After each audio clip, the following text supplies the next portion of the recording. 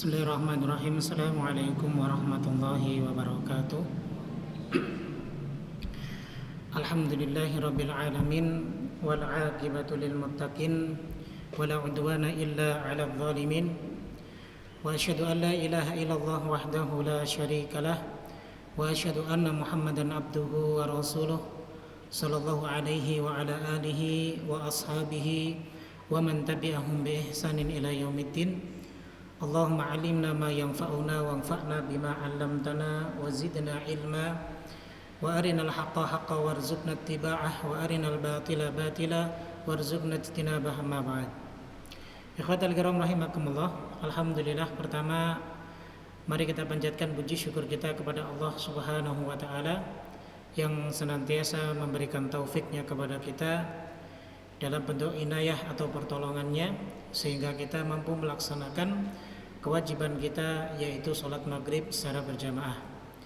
Kemudian salawat dan taslim tak lupa kita junjungkan kepada Nabi kita Muhammad sallallahu alaihi wasallam beserta para sahabat-sahabat beliau dan juga orang-orang yang istiqamah menjalankan sunnah-sunnah beliau. Ikhwatal kiram rahimakumullah, pada malam hari ini insyaallah kita akan meneruskan pembahasan kitab hadits Arba'in An-Nawawiyah, di mana kita langsung akan membahas hadits yang ke-20, yaitu tentang sifat malu dan keutamaannya. Ya. Saya bacakan dulu haditsnya. Hadits ini dari sahabat Abu Mas'ud, ya, Uqbah bin Amr Al-Ansari Al-Badri. Ya. Jadi Abu Mas'ud Uqbah bin Amr ini adalah sahabat asal muasalnya dari Madinah. Makanya beliau di akhir namanya ada kata Al-Ansari, dari kaum Ansor. Al-Badri, ya, yang dimaksud dengan Al-Badri di sini karena dia menyaksikan juga dalam perang Badar. Radhiyallahu anhu, semoga Allah Subhanahu wa taala meridai beliau. Beliau mengatakan, qala Rasulullah sallallahu alaihi wasallam, Rasulullah sallallahu alaihi wasallam bersabda, inna mimma adrakan nasu min kalamin nubuwatil ula, sesungguhnya di antara perkataan nubuwah atau perkataan kenabian terdahulu, adrakan nas yang diketahui oleh manusia, ialah idza lam tastahi fasna ma syi'ta, jika engkau tidak malu maka berbuatlah sesukamu. Hadis ini diriwayatkan oleh Al-Imam Al-Bukhari rahimahullahu taala. Tayyib ikhwan sekalian rahimakumullah. Di dalam hadis ini Rasulullah sallallahu alaihi wasallam memberikan suatu wasiat. Wasiat ini secara khusus ditujukan kepada sahabat Uqbah bin Amr Al-Ansari, yang mana tentunya wasiat ini berlaku untuk umat beliau juga sallallahu alaihi wasallam, di antaranya kita. Nah, wasiat ini juga termasuk wasiat para nabi terdahulu. Artinya adalah para setiap nabi ataupun rasul yang diutus oleh Allah Subhanahu wa taala selalu mewasiatkan wasiat ini. Jadi tidak hanya Rasulullah sallallahu alaihi wasallam yang mewasiatkan tentang malu, tapi juga para nabi dan para rasul terdahulu pun mewasiatkan ini kepada para umatnya, yaitu wasiat tentang idza lam tastahi fasna ma syi'ta, kalau kau enggak punya rasa malu maka perbuatlah sesukamu. Nah, inilah wasiat yang diwasiatkan oleh Nabi kita alaihi salatu wasallam kepada kita semuanya. Ikhwatul kiram rahimakumullah, terkait dengan ajaran-ajaran nubuwah ajaran para nabi dan para rasul sebelum Nabi kita sallallahu alaihi wasallam itu disebut sebagai asyara'u man qablana. Syariat sebelum syariat kita. Syariat sebelum datangnya syariat Rasulullah sallallahu alaihi wasallam. Cuman yang jadi pertanyaan, apakah syariat terdahulu itu juga syar'un lana? Syariat untuk kita juga ataupun tidak? Ya. Ataukah masing-masing? Ya.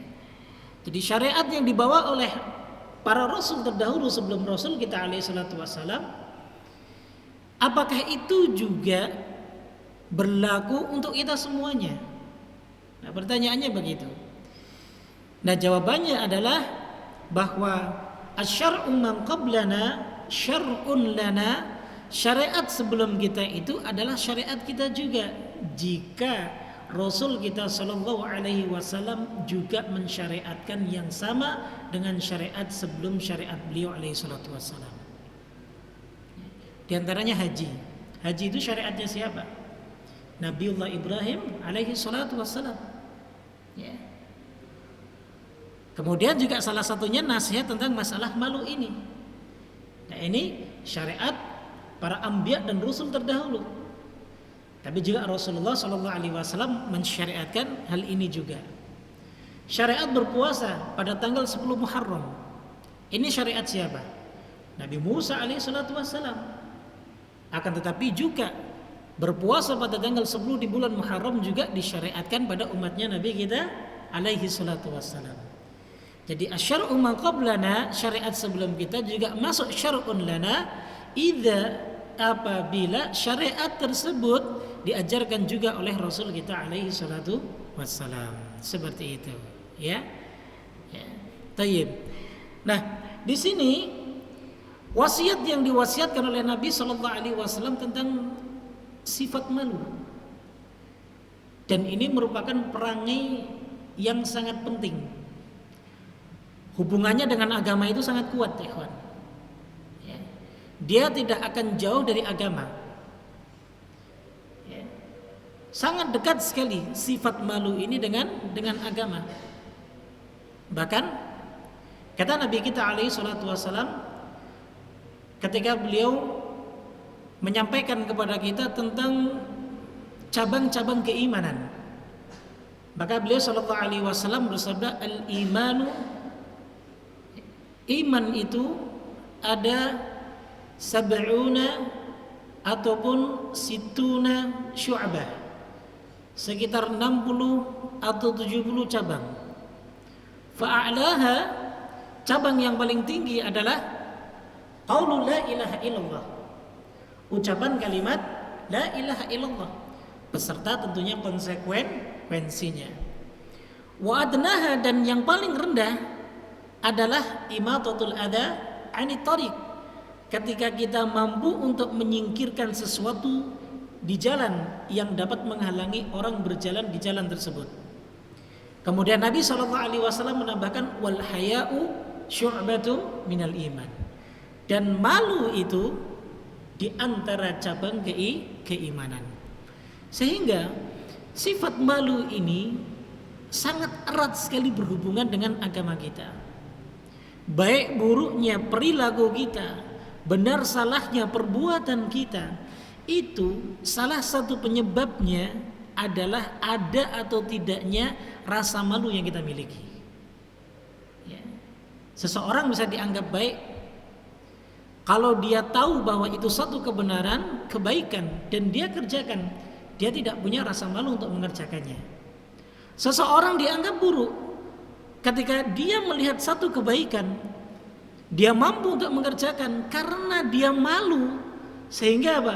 Dia tidak mengerjakannya. Sehingga dia dianggap buruk karena seharusnya dia bisa mengerjakan kebaikan tersebut. Sekali lagi, makanya malu ini sifat yang hubungannya erat sekali dengan iman.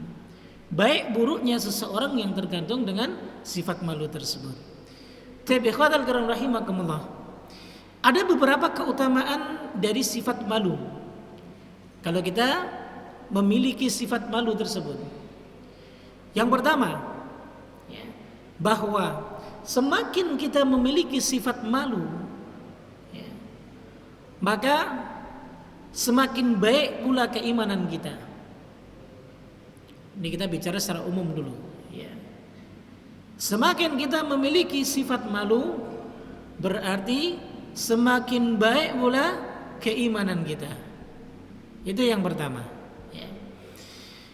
Kemudian yang kedua, bahwa sebagaimana yang tadi di muqaddimah saya sampaikan, sifat malu ini disandingkan dengan iman, ya. Selalu berjalan dengan iman. Makanya Nabi kita SAW dalam hadis riwayat Imam Hakim, beliau pernah bersabda, al-haya'u wal imanu qurina jami'an. Malu dan iman itu selalu digandengkan bersama. Sehingga fa'idha rufi'a ahaduhuma rufi'al akhar. Jika salah satu dari keduanya diangkat ataupun hilang, maka yang lain pun akan terangkat pula ataupun hilang pula. Misal, ada orang punya iman, tapi dia nggak punya malu. Kira-kira imannya akan selalu bertambah nggak? Tidak. Ada orang punya sifat malu, tapi nggak punya iman. Kira-kira malunya akan bertahan nggak? Tidak. Makanya malu dan iman itu akan selalu bersanding, ya, akan selalu bersanding, ya. Sebagai contohnya, ada orang punya iman tapi nggak punya malu. Saat itu dia punya iman, cuman dia nggak punya malu, ya. Jadi berbagai kemaksiatan dia kerjakan karena dia nggak punya malu. Lama kelamaan imannya akan terkikis. Idza dzahabal iman, idza dzahabal haya, jika malu itu hilang, maka dzahabal iman, iman juga akan pergi.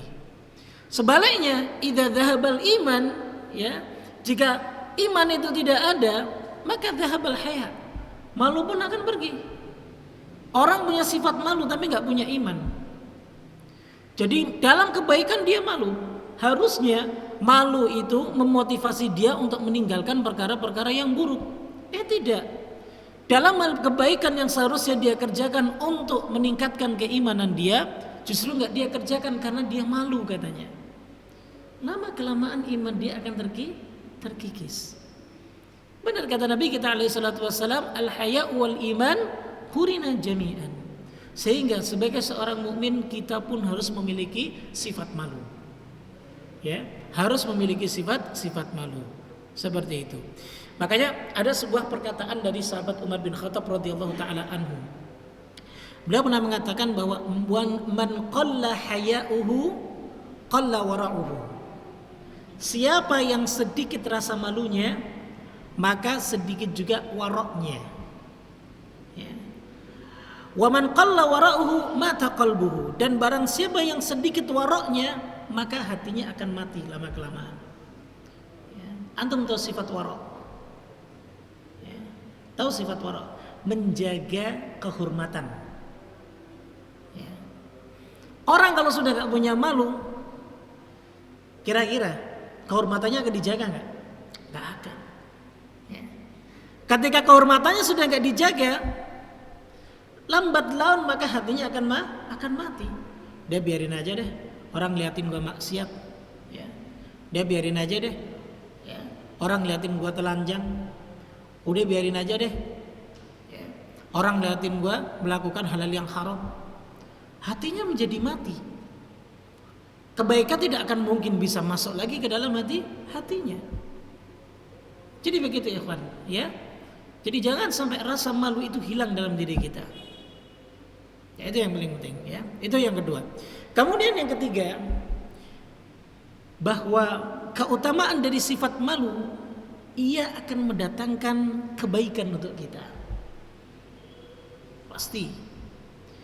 Yakinlah dengan sabda Nabi sallallahu alaihi wasallam, al-haya'u la ya'ti illa fi khairin. Malu itu tidak akan mendatangkan kecuali kebaikan. Ya. Orang yang punya sifat malu, kebaikannya akan banyak. Dia malu meminta kepada orang lain. Dia menjadi orang yang terhormat. Ya. Pernah kita sebutkan perkataan seorang ulama salafus saleh kan, ya, ada satu pernyataan bahwa kalau kamu banyak memberi, maka takun amirahu, kamu akan menjadi raja bagi dia. Tapi kalau kamu banyak meminta kepada orang lain, maka kamu akan menjadi budaknya. Kalau kamu menjaga diri, memberi tidak, meminta juga tidak, maka kamu derajatnya akan sepadan dengan orang lain. Seperti itu. Sehingga kalau kita punya rasa malu misal dalam muamalah dengan sesama kita, ya, dalam muamalah dengan sesama kita mau berbuat buruk dengan orang lain, kita malu. Kita mau melakukan kesalahan dengan orang lain juga kita malu, ya. Maka dengan sifat malu yang kita miliki tersebut, maka ia akan mendatangkan banyak sekali kebaikan bagi diri kita, ya. Karena orang yang punya sifat malu, akhlaknya akan mulia, baik di hadapan manusia maupun di hadapan Allah Subhanahu wa taala. Makanya Rasulullah sallallahu alaihi wasallam adalah manusia yang paling mulia di sisi Allah, karena beliau memiliki sifat malu, ya. Dan bahkan disebutkan oleh salah seorang sahabat, Abu Sa'id Al-Khudri radhiyallahu taala anhu, mensifati Rasulullah sallallahu alaihi wasallam yang memiliki sifat malu, bahwa beliau alaihi salatu wasallam asyaddu hayaan minal udara, ya. Beliau itu sangat pemalu. Malunya beliau itu melebihi dari gadis pingitan, ya. Jadi kalau perempuan-perempuan zaman dahulu, ya, ketika dia sudah dilamar maka dia dipingit, tidak boleh keluar rumah, ya. Dia dipingit di rumah, ya. Jadi begitu. Jadi gadis-gadis pingitan itu gadis-gadis pemalu, ya, gadis-gadis pemalu. Tapi kalau yang gadis-gadis yang udah di luar rumah, nah itu yang, ya, berbahaya. Lambat laun sifat malunya akan terkikis, sehingga joget-joget di media sosial. Ada yang lepas jilbab, ya, dan yang lain sebagainya, ya. Waliyadzubillah, karena dia sudah tidak punya lagi rasa malu, ya. Saya pernah dapati waktu saya makan ini, ada teman saya juga yang ikut waktu itu di satu rumah makan. Anak-anak sekitar umur 8-9 tahun perempuan, ya. Saya nggak tahu ini anak lagi ngapain. Keduanya sambil kayak nyuci baju begini-begini nih, sambil joget-joget, ya. Duburnya sambil digoyang-goyang. Saya lihat, ini anak joget kenapa? Nah, kawan saya bilang, itu saat main di itu depannya ada handphonenya. Oh iya, ya, sedang main itu tidak malu, dan dia lakukan di tempat umum, ya. Ketika dia lakukan di rumah dia sendiri saja, kemudian dia posting, banyak orang yang melihat, ini saja sudah nggak boleh. Apalagi ini dilakukan di tempat umum, waliyadzubillah, ya. Maka orang kalau sudah nggak punya rasa malu, ya, maka keburukan akan selalu datang kepadanya, akan selalu datang, ya. Nah, dikisahkan ada satu cerita ketika Rasulullah Shallallahu Alaihi Wasallam menikah dengan Zainab binti Jahsy. Ya. Dalam pernikahan Rasulullah tersebut, ya tentunya banyaklah para sahabat yang hadir ke pernikahan beliau. Nah, ketika tamu-tamu itu sudah pulang semua, masih ada 2 tamu yang tinggal di tempat tersebut. Sehingga Rasul Shallallahu Alaihi Wasallam malu untuk mendekati Zainab, padahal sudah istrinya, ya. Kalau kita enggak mau disuting, kemudian pura-pura malu dicium tangannya suaminya, ya, kemudian difoto bersama ketika pernikahan, ya, kemudian pura-pura sujud difoto seakan-akan baru sholat, kemudian padahal enggak doa, disuruh suaminya nempelkan tangannya di atas ubun-ubunnya. Subhanallah, katanya buat apa? Katanya buat album, ya, buat album pernikahan, buat kenang-kenangan. dan ditonton banyak orang. Tidak privasi sama sekali. Jadi tradisi yang seperti ini masih banyak dilakukan oleh kaum muslimin sekarang. Tidak punya rasa malu dia. Bahkan dia didudukkan di pelaminan. Istrinya yang baru dinikahi didudukkan di pelaminan dan dia gak cemburu. Harusnya dia cemburu. Karena banyak laki-laki pada saat itu juga hadir dalam pesta pernikahannya. Ini tradisi yang dalam tanda kutip dia katakan sudah sunnah, gak ada musiknya, laki perempuan dipisah, tapi pengantinnya didudukkan bersama di pelaminan. Lalu kemudian para ikhwan yang hadir menyalami pengantin lakinya, meskipun tidak menyalami pengantin perempuannya, tapi tetap melewati dan melihatnya. Subhanallah, tradisi begini masih aja ada. Yang katanya sudah ngaji, yang katanya mau nikah secara syar'i. Kalau memang mau dipisah, yang perempuan taruh di tempat perempuan, yang laki taruh di tempat laki. Gak ada tamu laki-laki, aneh pengen lihat istri ente dong. Gak ada, gak boleh. Harusnya begitu. Tapi kalau kita menerapkan gitu, kok kaku amat si Islam. Subhanallah. Untuk menghindari fitnah jamaah, untuk menghindari mata-mata yang pengkhianat. Tahu mata pengkhianat? Ya'lamu kha'inatal a'yun, kata Allah. Allah tahu mata-mata pengkhianat. Posisi mukanya ada di depan, akan tetapi matanya melirik ke kanan dan ke kiri. Ini yang ditafsirkan oleh para ulama. Ya'lamu kha'inatal a'yun wa ma tukhfis sudur, dan apa yang dia sembunyikan di dalam hati. Dan Rasul sallallahu alaihi wasallam saking malunya menunggu nih dua tamunya yang masih belum pulang sampai beliau pura-pura keluar. Tujuannya apa? Biar tamu ini keluar. Ternyata ketika Rasulullah datang masih aja di situ ngobrol. Cuman akhirnya setelah itu tamunya melihat Rasul sallallahu alaihi wasallam masuk, dan akhirnya keduanya keluar. Akhirnya Rasulullah bisa menemui istrinya, yaitu Zainab binti Jahsy. Malu, ya. Jadi seperti itu.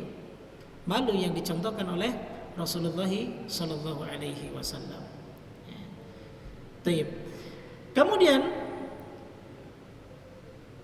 ada kisah lagi malunya Rasul sallallahu alaihi wasallam ketika beliau disuruh oleh Nabi Musa alaihi salatu wasallam untuk mengurangi lagi jumlah waktu sholat yang tadinya 50 kali sudah Allah ringankan menjadi 5 kali.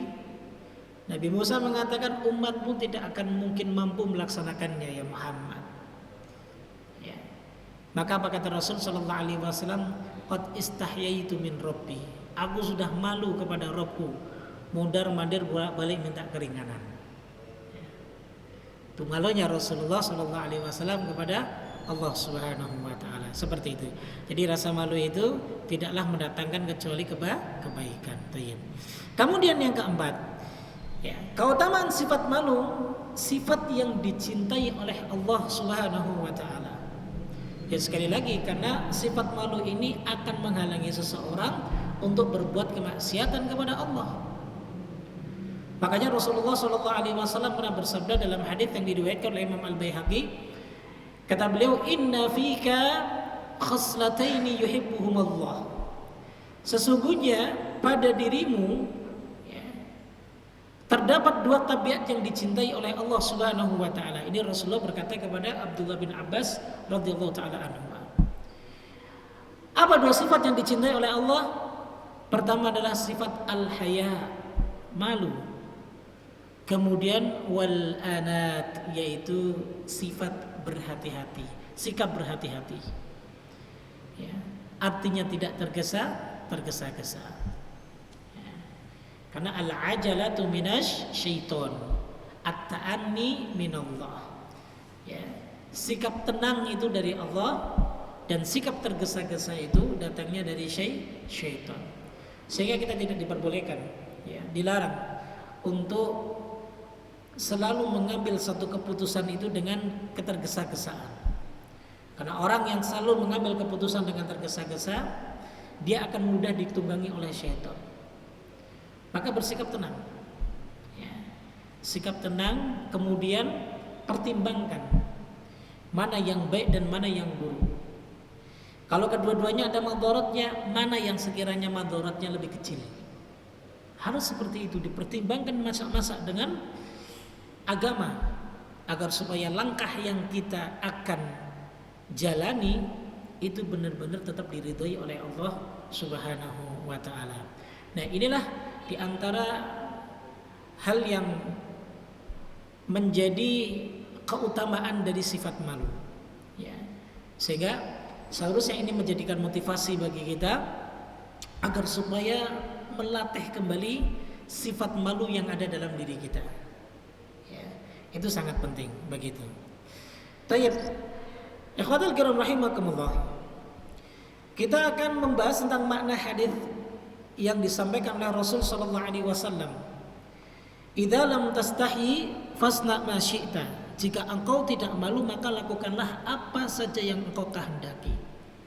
Nah, di sini para ulama berbeda pendapat mengenai makna dari sabda Nabi sallallahu alaihi wasallam.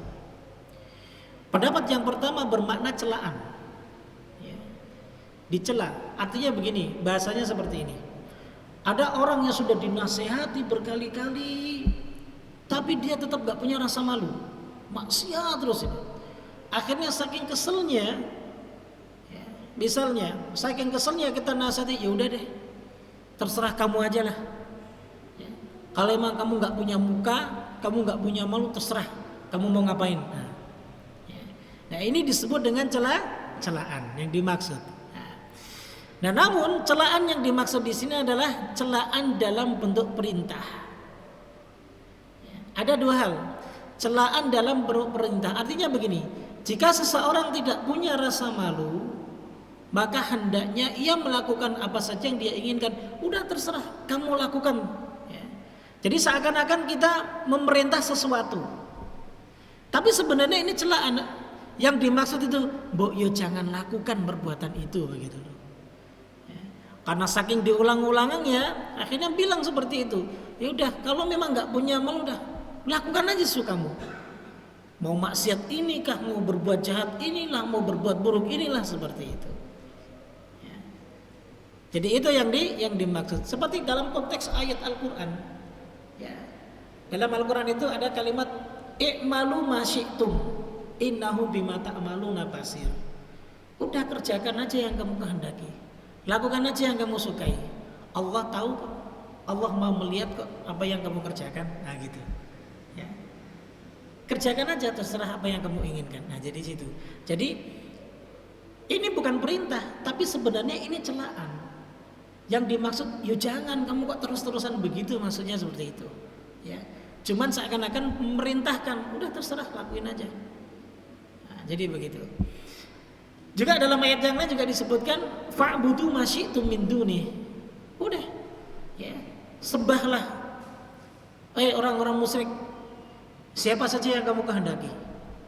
Ya. Dari selain Allah Subhanahu wa taala. Ini bukan perintah Allah kepada mereka untuk menyembah sesuka mereka, tidak. Tapi sudah didakwahi, sudah diberitahu, sudah dikenalkan Allah penciptanya, sudah diberitahu Allah yang memberikan rizki kepadanya. Udah sembahlah Allah, tapi tetap mereka ngeyel, tidak mau menyembah Allah. Ya. Sehingga bahasa celaannya fa'budu ma syi'tum min dunih. Sembahlah, terserah kalian dari selain Allah Subhanahu wa taala. Begitu. Nah, ini celaan yang sifatnya perintah. Baik. Kemudian yang kedua, ada celaan yang sifatnya mengabarkan. Celaan yang sifatnya mengabarkan. Ya. Jadi artinya begini, Rasulullah menyampaikan bahwa orang yang tidak punya rasa malu adalah orang yang melakukan apapun yang ia suka. Begitu. Jadi kalau malu itu sudah hilang dalam diri kita, tentunya kita akan melakukan apapun yang kita suka kan. Minum khamr di tengah jalan, mencuri udah tahu itu mencuri, ya dilakukan aja yang dia suka. Dan hal yang lainnya. Kalau orang sudah tidak punya rasa malu, begitu. Ya. Nah, jadi itu ya. Jadi itu dua bentuk makna bahwa yang dimaksud dengan hadis Nabi SAW, jika kamu tidak malu maka berbuatlah sesuatu kamu, ini bermakna celaan seperti itu. Kemudian pendapat yang kedua, para ulama menyebutkan bahwa makna hadis ini adalah perintah untuk melakukan kebaikan. Ya.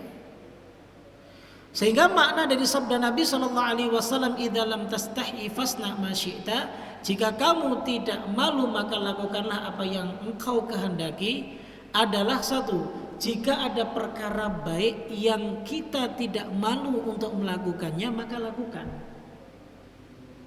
Masa perkara baik kok kita malu untuk melakukannya kan? Ya. Jadi ini maknanya perintah. Ya. Seperti itu. Ya.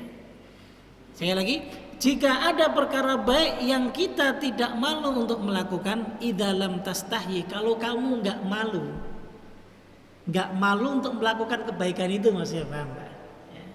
Maka fasta masyita, lakukan kebaikan itu. Ya. Karena terkadang sebagian kita, apalagi penuntut ilmu ataupun umumnya lah kaum muslimin, untuk belajar saja malu.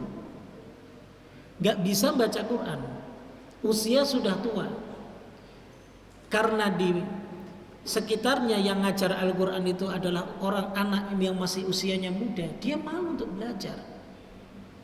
Ini penyakit jamaah ya. Jangan sampai penyakit ini ada pada diri kita. Belajar itu wajib, apalagi belajar membaca Al-Quran, Kitabullah, petunjuk bagi kita semuanya. Masa ada di antara kita yang mengaku muslim tapi sampai akhir hayat kita tidak pernah membaca Al-Quranul Karim? Sebab karena apa? Sebab karena kita tidak pernah belajar. Ya. Jangan lihat siapa yang mengajarkan kita, ya. Tapi kita lihat apa yang kita pelajari. Jangan berpikir, jangan selalu berspekulasi yang terlalu jauh. Nanti saya nggak bisa, udah tua, giginya sudah nggak ada, lisannya sudah kaku untuk mengucapkan huruf. Ya. Allah tidak mempersulit kita kok. Kalau kita memang sulit ya sudah, semampu kita. Bahkan dalam Al-Quran Allah menyebutkan walaqad yassarnal Qur'ana lidzikri fahal mim muddakir. Allah mudahkan Al-Quran itu untuk digunakan sebagai zikir atau pengingat bagi kita. Bahkan dalam Al-Quran surat Thaha Allah menyebutkan ma anzalna 'alaikal Qur'ana litashqa. Kami menurunkan Al-Quran kepada kalian itu bukan untuk memberatkan kalian kok. Yang penting belajar. Karena perintahnya man ta'allamal Qur'ana wa 'allamah. Sebaik-baik kalian yang belajar Al-Quran dan mengajarkannya. Sudah belajar aja. Bisa nggak bisa, fasih nggak fasih, hafal nggak hafal, terus belajar. Kalau kita ingin menjadi orang yang terbaik. Bahkan sampai Rasul SAW menyebutkan, meskipun bacaan kita ya tak, tetap kita mendapatkan berapa pahala? Ajran, 2 pahala. Begitu murahnya Allah Subhanahu wa ta'ala. Zat yang maha murah, zat yang memiliki kasih sayang kepada hamba-hambanya. Allah gak mempersulit kita. Tapi masih aja banyak kaum muslimin yang diberi kesempatan untuk melakukan kebaikan, justru dia malu untuk melakukan kebaikan tersebut. Wal'iyadzubillah. Tapi kenapa kalau berbuat maksiat kok gak malu? Ketika dia berbuat maksiat dia berani melakukannya. Tapi ketika dia berbuat kebaikan dia malu untuk melaksanakannya. Ini jadi orang-orang yang imannya sudah keruh. Dia harus meminta lagi kepada Allah Subhanahu wa taala untuk memperbaiki imannya. Seperti itu. Nah, itu yang pertama, makna yang pertama. Kemudian makna yang kedua adalah jika engkau tidak merasa malu melakukan kebaikan di depan umum, artinya begitu, maka lakukanlah kebaikan tersebut ketika sendirian. Kalau enggak malu melakukan kebaikan di depan umum, harusnya melakukan kebaikan dalam saat kesendirian kan juga dia bisa dong. Jangan sampai di tempat umum dia enggak malu, ketika sendirian justru dia malu. Dan dia mau malu sama siapa kalau dia sendiri?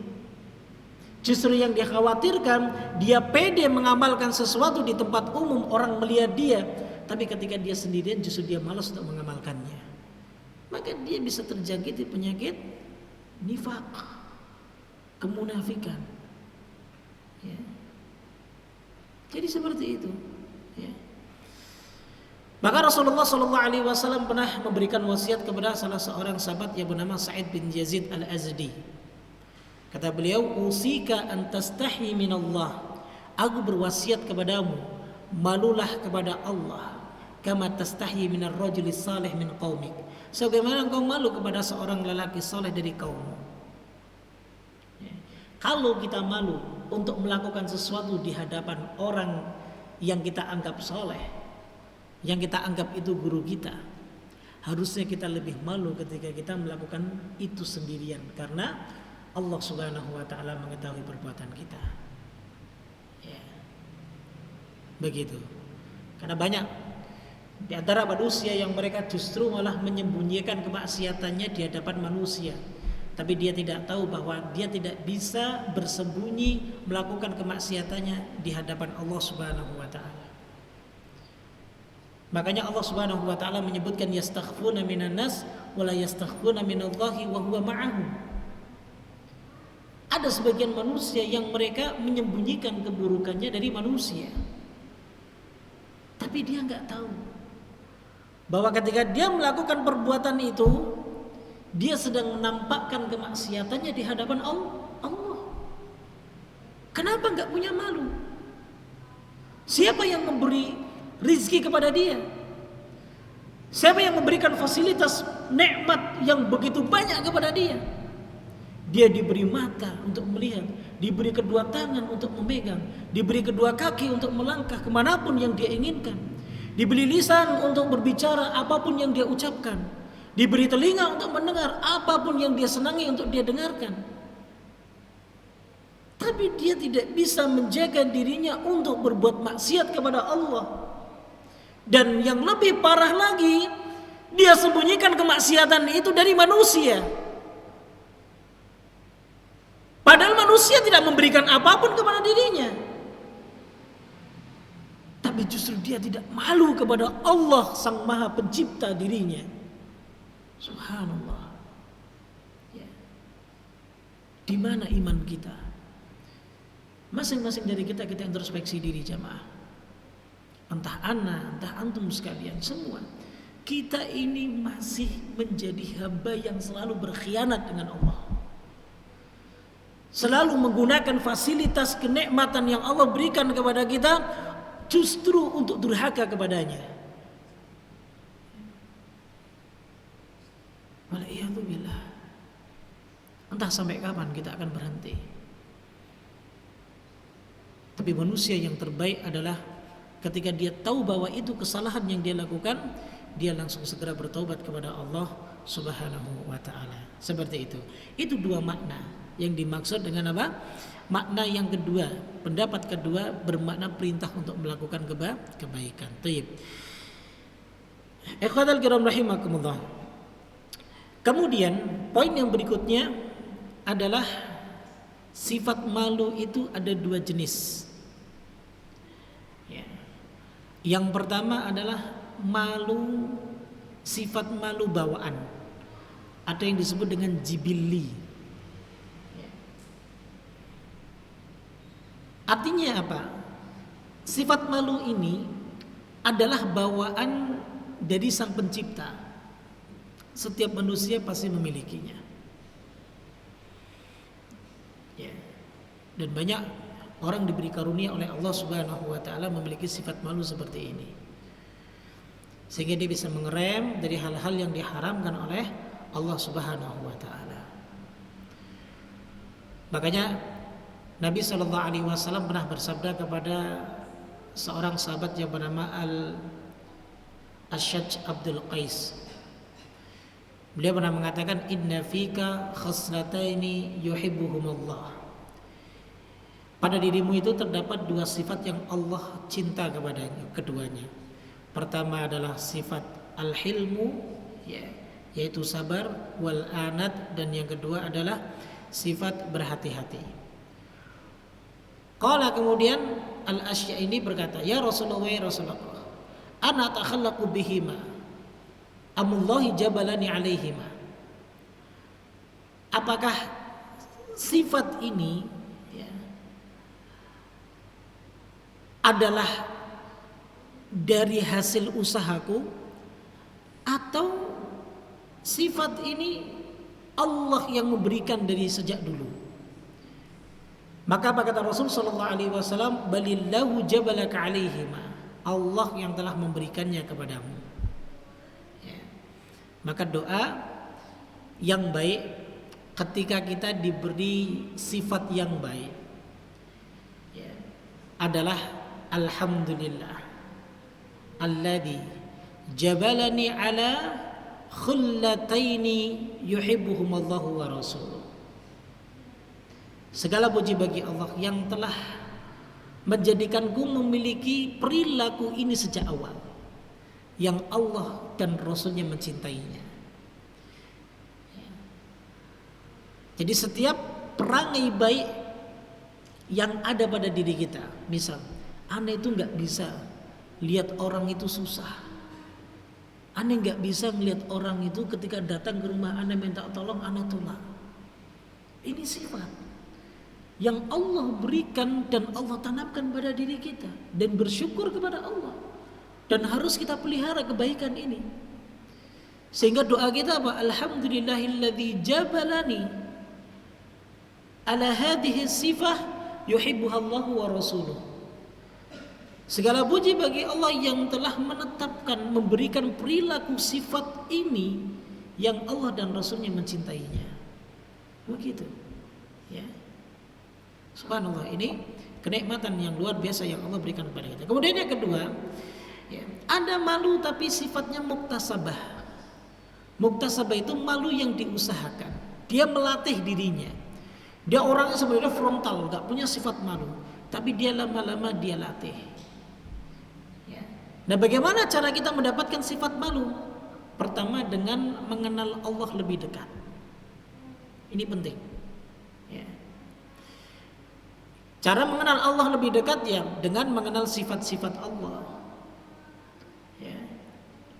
Kemudian dengan mengingat nikmat-nikmat Allah. Kalau kita mengingat nikmat Allah kan kita akan malu untuk berbuat maksiat kan. Seperti kasusnya Nabi Yusuf alaihissalatu wassalam. Bayangkan walaqad hammat bihi wa hamma biha laula an ra'a burhana rabbi. Diberi kesempatan loh untuk maksiat. Zulaikha itu adalah seorang istri menteri pada saat itu yang cantiknya luar biasa. Mungkin kalau orang-orang yang tidak diberi keteguhan iman, dia akan memanfaatkan kesempatan itu. Tapi tidak dengan Nabi Yusuf alaihissalatu wassalam. Beliau mengatakan, qala ma'adallah, aku berlindung kepada Allah. Innahu rabbi ahsana mathwaya. Sungguh Tuhanku telah memperlakukan aku dengan baik. Malu gak kita? Perkataan Nabi Yusuf alaihissalatu wassalam. Tuhanku telah memperlakukan aku dengan baik. Kok aku menahan maksiat ini kok gak bisa? Renungkan itu. Agar sifat malu itu muncul dalam diri kita. agar menghindarkan kita dari bermaksiat kepada Allah. Innahu rabbi ahsana mathwaya. Saat kita ingin mencuri, ma'adallah, innahu rabbi ahsana mathwaya. Tuhanku memperlakukanku dengan baik. Kok cuman hari ini saya nggak bisa makan saja, kok sampai saya berani melanggar syariatnya, berani mengambil hak orang lain secara zalim. Camkan itu, tanamkan dalam diri kita. Harus malu. Allah perlakukan kita dengan baik, justru sebaliknya kita perlakukan Allah dengan buruk. Meskipun gak akan mungkin keburukan itu menimpa pada Allah, itu kembali kepada diri kita. Seperti itu. Kemudian ketiga, kita menyadari kurangnya rasa syukur kita kepada Allah Subhanahu wa taala. Itu cara kita mendapatkan rasa malu. Baik. Kemudian yang kedua, tadi pertama adalah yaitu dengan cara mengenal Allah lebih dekat. Yang kedua adalah dengan bergaul bersama orang-orang yang memiliki sifat malu. Karena as-sahib sahib, teman itu akan menarik. Kalau kita berteman dengan orang yang nggak punya rasa malu, sifat malu, ya tentunya kita nggak punya sifat malu juga. Tapi kalau kita bergaul dengan orang yang punya sifat malu, maka kita akan tersibghah, terwarnai dengan sifat dia juga. Nah seperti itu. Itulah pembahasan kita pada malam hari ini terkait dengan hadis wasiat tentang malu dari Rasulullah SAW. Wallahu taala alam bisawab. Ada yang ditanyakan silakan sebelum saya tutup. Nah, tentang foto.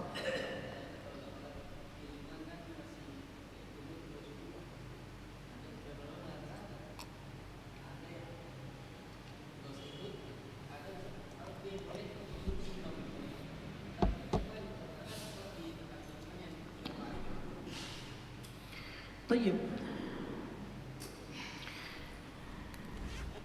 Kunut ini merupakan khilafiyah al-ijtihadiyah, satu perbedaan pendapat tapi yang sifatnya ijtihad.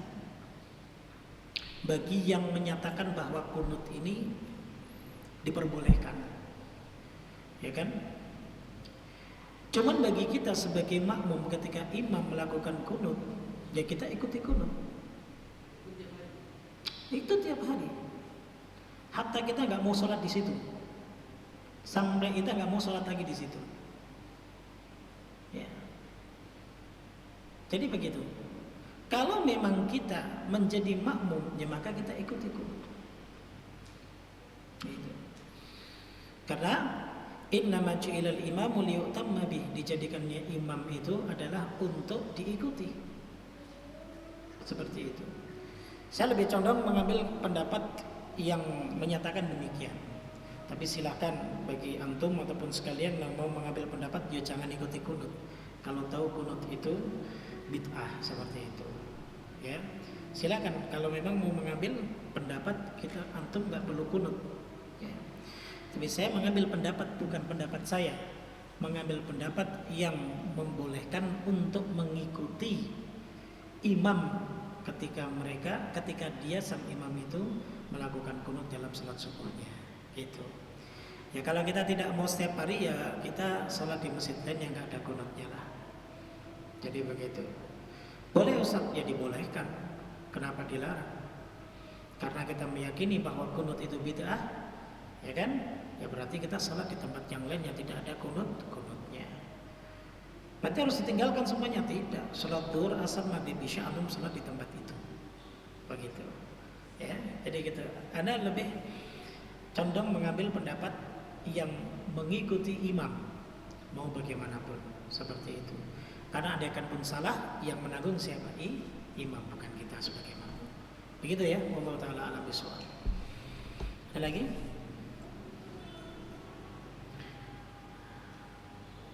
Tidak ada kita ucapkan subhanallahi wa bihamdihi, asyhadu an la ilaha illa anta, astaghfiruka wa atubu ilaik.